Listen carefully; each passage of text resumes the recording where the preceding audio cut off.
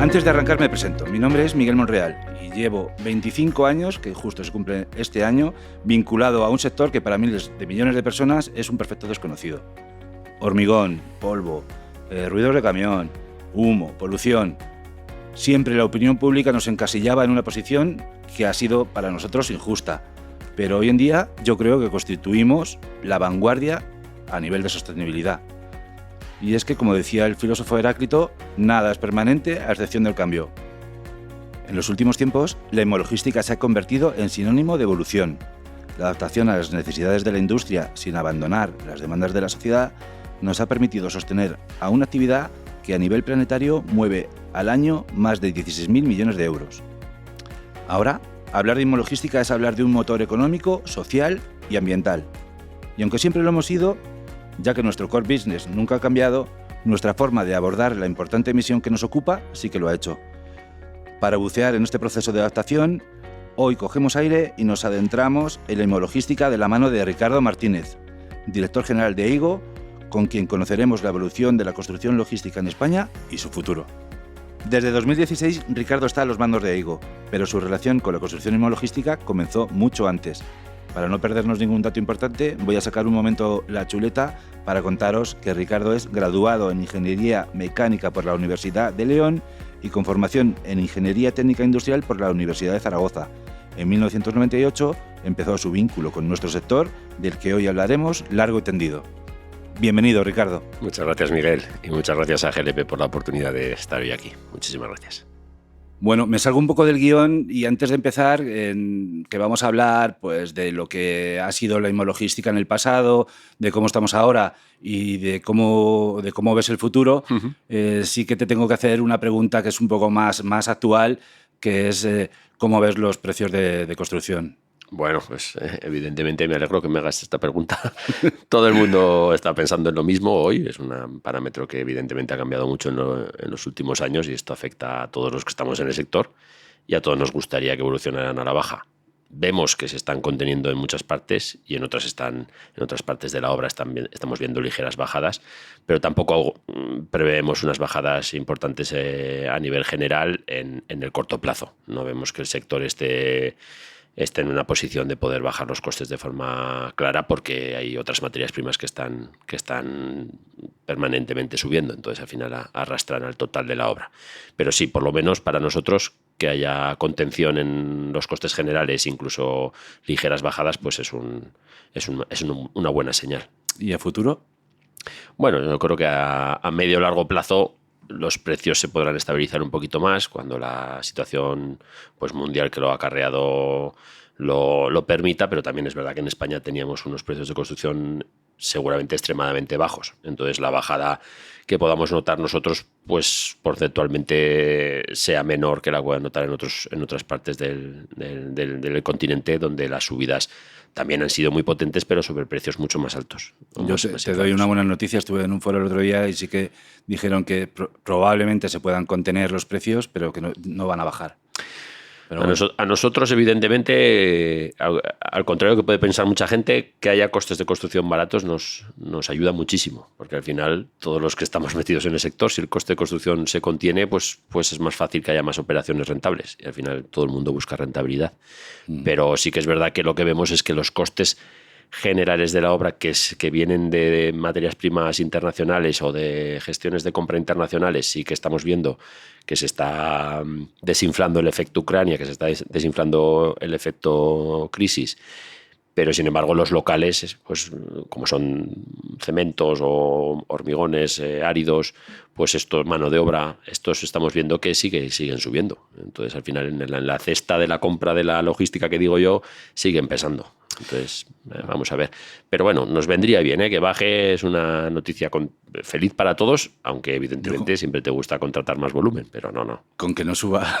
Sí, hombre, llevamos 2 años muy malos de subida. Entonces sí, ha sido tener un escenario claro, es saber por dónde vas a ir y vosotros incluso a la hora de dar un presupuesto. Es que no podemos hacer previsiones. Poderlo mantener más de 25 minutos. Es que para nosotros esto ha sido matador, porque las previsiones en el estallido de la guerra, un poquito antes ya con la inflación tan desbocada que había, las previsiones de las cifras de negocio de las compañías, de la nuestra y de las demás, exactamente igual, entiendo, pues se veían afectadas día tras día. No sabíamos dónde íbamos a estar y nosotros contratamos obra que se va a ejecutar en 6, 8 meses o 10 meses. Entonces el gasto lo tenemos que prever con un año de antelación prácticamente. Entonces, con la tasa inflacionaria que ha habido, pues era imposible hacer estas operaciones. Pero bueno, el sector yo creo que se ha podido como mantener en unas cifras razonables y en un comportamiento razonable. Sí, yo creo que hemos sabido digerir esto bien. Bueno, eso lo comentamos ahora. Vuelvo al guión. Venga. ¿Quién es Eigo? Bueno, pues Eigo es una empresa constructora que se constituyó en el 2016 ante la necesidad en el sector de una fórmula de construcción que estaba en ese momento ya muy pujante y que ha seguido estos años, que era la de la figura de la promoción delegada y bueno, pues Eigo ha tenido un crecimiento importante porque ocupaba un espacio que en ese momento pues a lo mejor el sector necesitaba más agentes, ¿no? Ocupando ese espacio. Pero principalmente una empresa constructora que se desvive por sus clientes. Esto es Eigo. Ahí yo creo que nosotros podemos dar fe. Sí. Totalmente. Te lo agradezco. Te quería preguntar, porque al final nosotros, tú y yo, llevamos ya pues demasiados años Sí, en el mercado y hemos visto pues la imologística evolucionar. Uh-huh. Para ti, ¿en qué ha cambiado? ¿Cómo éramos? Que sobre todo yo creo... Si hacemos una visión hacia atrás, ¿no? Si echamos la vista atrás al principio, cuando tú y yo empezamos en el sector, pues el sector era un sector construcción tradicional. Estábamos evidentemente muy lejos de donde estamos hoy. El sector ha evolucionado mucho de construcción en general en España, pero evidentemente el logístico es la cabeza de lanza y el que más ha evolucionado, porque la sociedad ha evolucionado en su conjunto, evidentemente, pero porque el sector también ha evolucionado. Las empresas o los agentes que habían en su momento, al principio de nuestras carreras profesionales, trabajábamos para clientes finales que el concepto principal que mantenían era el precio y el plazo, y no había otro concepto paralelo que tuviera importancia. Hoy en cualquier construcción logística el precio y el plazo siguen siendo muy importantes, obviamente, pero hay conceptos de sostenibilidad, hay concepto de cuidado de las personas, hay concepto de calidad, de prevención de riesgos, que están a la misma altura que el económico o el temporal. Y esto pues exige una especialización del sector, que es lo que hemos visto en estos años. Evidentemente la sociedad ha tenido el mismo recorrido, pero seguramente mucho más este sector. Y bueno, esto es algo que demandaba una empresa como Eigo y es por ello por lo que Eigo nace en el 2016, ¿no? Porque esta respuesta no la podía dar una empresa de construcción tradicional, porque no estaba preparada para estos cambios y el cambio hoy en día es muy rápido, ¿no? Entonces, la vista atrás, con la vista de hoy, la logística ha cambiado pues muchísimo, acompañando a la sociedad, pero muchísimo. Los agentes que intervienen ahora son muy distintos. Los promotores logísticos hoy son otros, son internacionales, tienen un concepto como el vuestro, con unos estándares de todos estos asuntos que he comentado paralelos al día a día, que son muy importantes. Y los nacionales pues también están en la misma línea ya. Entonces, al final hace que el sector sea muy diferente, muy, muy diferente. Yo creo, sobre todo, viendo antes de la crisis de 2008, tanto la tipología de activos, las superficies, antes una nave de 10.000 metros era... En el 2008 una de 10.000 metros era un obrón. Y hoy nos hablan de 100.000 metros y son las naves más normales que podemos entender, ¿no? Hoy, o 50.000 puede ser la media de los edificios que construye Eigo, posiblemente estén 50.000 metros cuadrados. Y si al principio, en el 2010, por decir una fecha, una nave de 10.000 metros era una obra muy grande. Bueno, en 2010 sí. Una nave de 10.000 metros era pero un claro, éxito brutal. Porque... Si lo miras es en cuanto a metros cuadrados o superficie, sí, pero también en cuanto a calidades. Tus clientes, a ti en el año 2000, pues las calidades del edificio, que no eran, no estoy diciendo que fueran malas, en ese momento eran las que la sociedad demandaba y las que el promotor podía ofrecer, pero no tiene nada que ver con las que entregamos hoy, con las que nuestro cliente está exigiendo o vuestro cliente está exigiendo. Entonces al final todos vamos en el paquete, unos van forzando a otros y a nuestro cliente o a vuestro cliente le exige también sus trabajadores y le exige también la sociedad para la que están dando el servicio y entonces al final pues todo va mejorando, claro. Sí, sí. Me surge, y me vuelvo a salir del guión, pero me surge otra pregunta.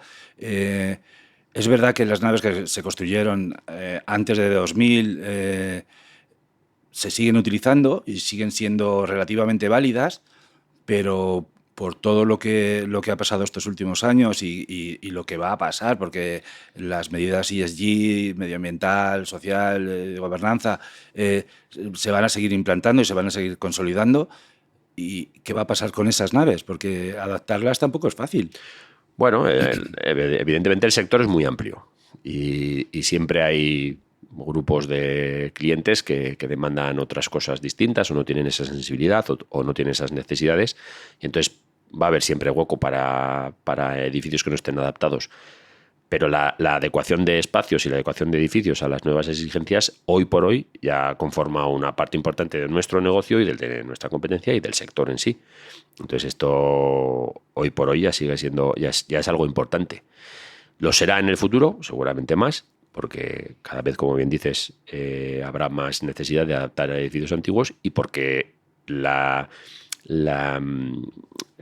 obsolescencia de los edificios hoy no tiene nada que ver con la que había hace 15 años. Entonces, yo concretamente, profesionalmente, ya he visto la demolición de varios de los edificios que yo he construido o que yo he participado en su construcción, porque era necesario hacer uno más novedoso. Y seguramente una persona en nuestro puesto hace 40 años pues no vería en toda su vida profesional este caso. Sí, por otros motivos, pero no porque fuera obsoleto, sino porque a lo mejor había que hacer otra cosa o estaba ubicado en un sitio en el que cambiaba su uso. Pero esto yo lo estamos viendo y vuestros propios edificios pues también seguramente estáis viendo que una modificación del edificio o una demolición incluso del edificio existente para hacer uno nuevo sigue siendo rentable porque las demandas han cambiado mucho y cambian. Lo que antes eran siglos para hacer un cambio o decenios para hacer un cambio, hoy son meses. Yo creo que llegará un momento no demasiado lejano en que una nave que no tenga ciertas medidas de ESG directamente no entrará dentro de la... Vamos, que no se va a poder alquilar. Es que... Yo creo que hoy ya no entran. Hoy ya vosotros mismos, vuestro estándar de calidad ya lo está exigiendo en todos sus edificios. Entonces, al final, eso es porque vuestro cliente os lo está... Bueno, seguramente una sensibilidad de la empresa, pero también vuestro cliente os está obligando a eso. O el target de cliente al que queréis acceder. Sí, no, totalmente. Es verdad que hay un target de cliente, como he dicho antes, que no va a darle esa importancia, y nosotros como constructora también construimos edificios que no tienen esa sensibilidad, porque también hay una demanda de clientes, o sea, hay clientes que no lo demandan, pero lo que sí que es cierto es que la primera línea de la promoción o la Champions League, si me permites el símil, de la promoción, no se puede permitir hoy el lujo de pensar en algo que no sea sostenibilidad o que no sea cuidado de las personas. Pero ya no solamente por sus clientes, es que se lo van a exigir sus propios trabajadores, se lo van a exigir sus propios fondistas o se lo va a exigir el banco financiador que le financia el activo. También. Que sin esto no vamos a poder financiar, ni vosotros os vais a poder financiar, ni nosotros como empresa no vamos a poder financiar si no tenemos una política de calidad medioambiental adecuada y de cuidado de las personas. Totalmente. Entonces, bueno, ha cambiado, el parámetro ha cambiado, sí. Y ya bajando puramente a lo que es construcción, ¿cómo ha cambiado los tiempos a la hora de construir? Bueno, pues al contrario de lo que hablábamos de los metros cuadrados, pues ahora los tiempos se reducen. Evidentemente hay las necesidades, el tiempo hoy en día, como vivimos toda la sociedad, pues los tiempos, la inmediatez está para todos y la tiene un transportista que tiene que entregar un paquete y por lo tanto la exige al promotor que le tiene que entregar el edificio. Entonces los tiempos, pues obviamente también la rentabilidad de las empresas, cuidado, somos nosotros mismos los que también estamos comprimiendo los plazos porque la rentabilidad de los números tiene que venir por una contención en el gasto de los costes directos de la obra. Entonces al final lo que estamos viendo es que la tecnología y la tecnificación de las obras hacen que obras mucho más grandes se hagan en el mismo o en menos tiempo. Pero sí, esto es hoy en día es nuestro caballo de batalla, la celeridad con la que se desarrolla. Yo creo que al final como promotor es casi lo único que puedes controlar dentro de una promoción, porque luego el resto es administración, licencia, que no sabes si vas a conseguir una licencia en un tiempo adecuado o se va a dilatar un año. Bueno, obviamente la administración no ha acompañado el crecimiento de la misma manera que el sector privado. Esto supongo que pasa siempre y en todas las áreas, pero en esta es una muestra evidente. La administración, todo este cambio que hemos hablado de sector, pues seguramente no lo veremos tanto en la función pública, ¿no? La celeridad de las licencias no creo que haya cambiado mucho de hace 20 años a hoy. La normativa incluso también Evidentemente no ha cambiado lo que ha cambiado el sector a nivel técnico, y esto pues evidentemente es algo que como país pues lo tenemos en el debe, y lo tenemos como sociedad, lo tenemos que intentar promover para que cambie, porque si no nos quedaremos atrás en la evolución logística. Uh-huh. Totalmente. Oye, al final vosotros... ¿cómo ves o cómo? Porque yo la verdad es que es un cambio que yo creo es radical en la forma de contratar con los promotores, de cómo se hacía antes a cómo se está haciendo ahora. Bueno, cambia radicalmente, claro. Todos estos parámetros que estamos hablando no se pueden gestionar o no se podrían llevar a éxito con una contratación como la que había antes. Al final, un promotor que tenía una contratación directa con una constructora, que no tenía capital técnico y que no podía atender adecuadamente las necesidades que estamos demandando hoy. Entonces, esto ha cambiado. Evidentemente, ahora trabajamos con la figura de la promoción delegada, por ejemplo, que ya en su propio nombre ya especifica claramente que hay una colaboración pues más íntima entre el promotor original y lo que era antes la constructora. Pues ahora digamos que nos subimos un poquito para arriba para estar más conjunto con vosotros y ayudar, y en una colaboración mayor poder desarrollar los activos. Si no, no se podría. Los contratos son contratos más potentes también, pero a la vez también tienen que tener una mayor colaboración. Y evidentemente un proyecto en el corto plazo que lo estamos desarrollando, con la complejidad que tienen, pues o estamos juntos desde el principio, o si no es más difícil, ¿no? Entonces, bueno, yo creo que sí, ha cambiado la relación en el sector en general, en la sociedad también, pero en el sector en general ha cambiado, sí, sí. Yo al final como promotor lo ves y dices, yo creo que es el estado ideal, que al final la constructora asuma la responsabilidad de promoción delegada. Es perfecto también por control de costes, etcétera. Es que si no controlamos esto, Miguel, no podemos garantizar lo que nos pedís garantizar. Y de hecho, como te he dicho, no solo trabajamos como promoción delegada nosotros, y no solo trabajamos con clientes del top 10, ¿no? También trabajamos con otras empresas más finalistas, o trabajamos con promotores más locales, y ahí no se trabaja con una figura de la promoción delegada. Entonces veo la diferencia, y los plazos son distintos, los problemas en las obras son distintos, la calidad es distinta, el producto es distinto. Sí. ¿Y eso os ha obligado también a dimensionaros de una manera diferente? ¿Contratar más perfiles técnicos, supongo? Sí.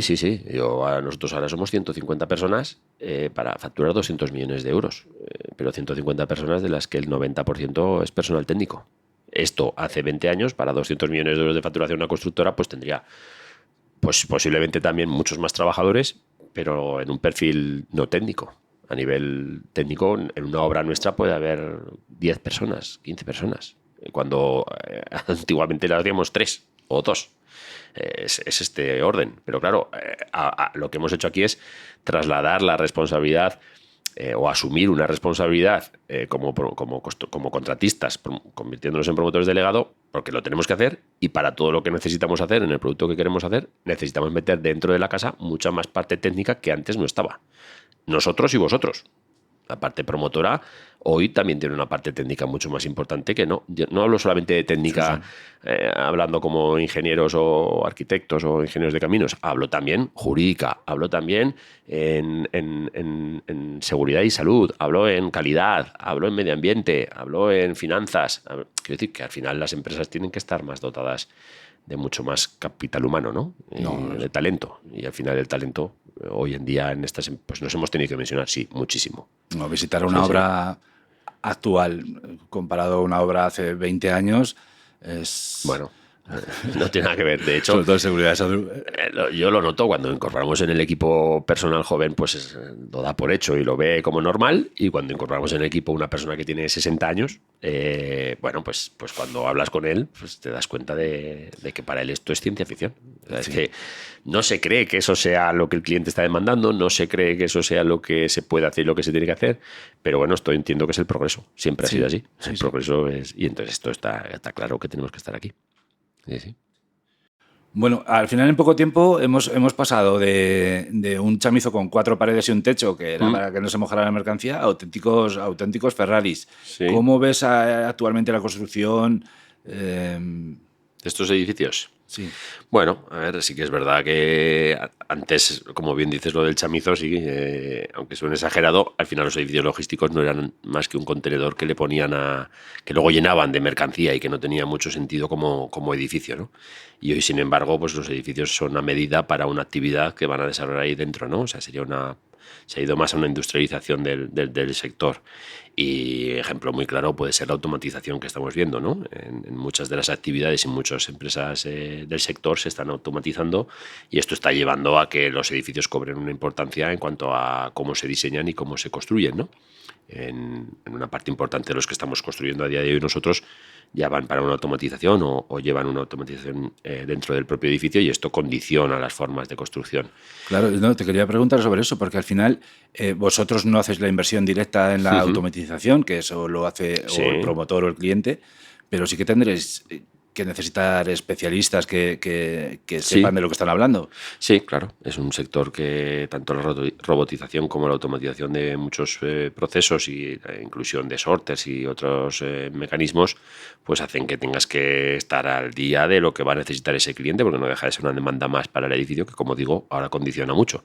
Y esto ha hecho que IGO se incorpore, igual que IGO, entiendo que el resto de las empresas del sector incorporen profesionales que hasta hoy estaban más en la industria y hoy están en la construcción. Sí, sí. Esto es una realidad. Sí. Bueno, pues yo, como la canción de Siniestro Total, ¿quiénes somos, de dónde venimos? Y ahora queda la última parte, que es ¿a dónde vamos? Lo más complicado, ¿no?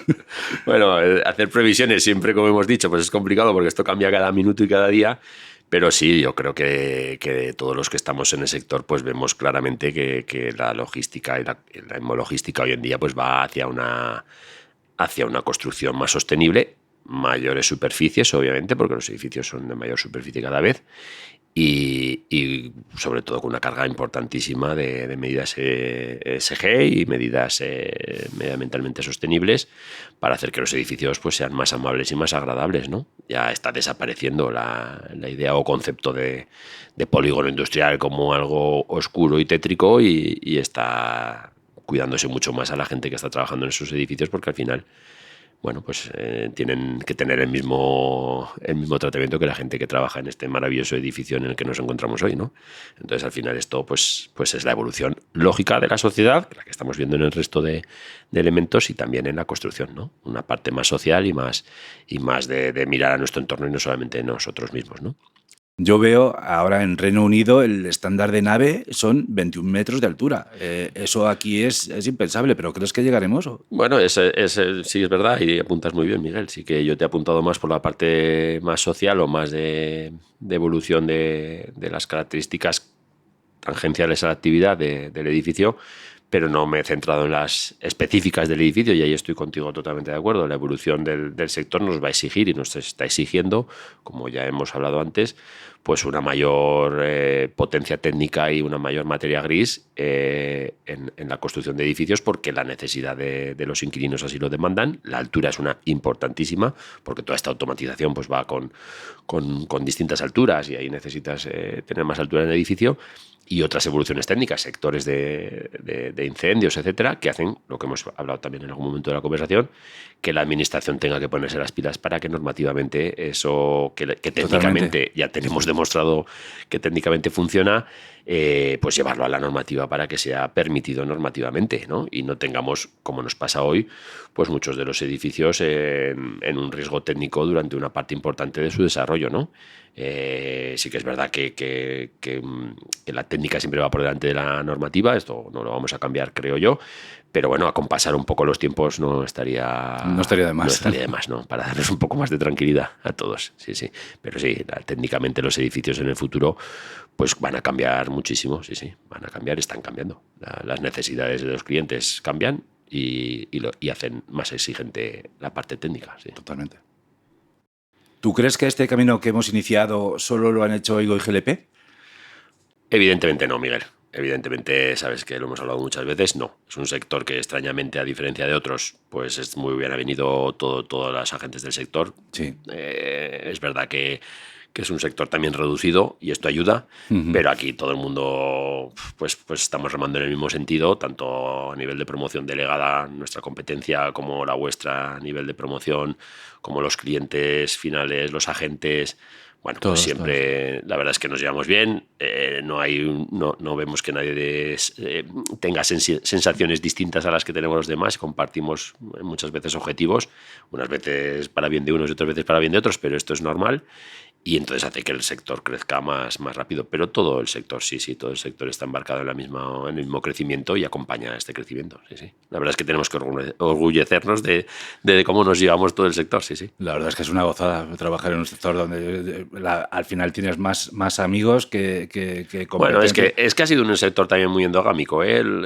Que hoy estaba aquí, mañana está allí, tiene compañeros en el otro sitio y pues como digo que es un sector reducido, pues al final esto hace que sea muy difícil que tengas una opinión muy disonante y el que la ha tenido pues acaba desapareciendo del sector porque no lo recibe bien el sector. Entonces, hoy en día está claro que es un sector muy moderno y lo que conlleva eso es que hay una colaboración muy potente entre empresas muy distintas, pero que al final el fin es muy compartido. Sí. 100%. Contentos de estar aquí en este sector, sí.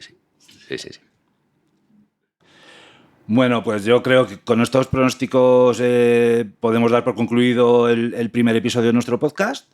Ricardo, 1.000.000 de gracias por tu apoyo y por acompañarnos en este primer viaje. Muchísimas gracias a vosotros por la invitación y por el rato que he pasado, que ha estado fantástico. La verdad es que muy bien, muy a gusto. Muchas gracias. Yo espero que los millones de oyentes que nos han escuchado hoy hayan disfrutado de la conversación y o hayáis encontrado valor en las ideas que hemos expuesto o los temas que hemos discutido. Muchísimas gracias y hasta la próxima.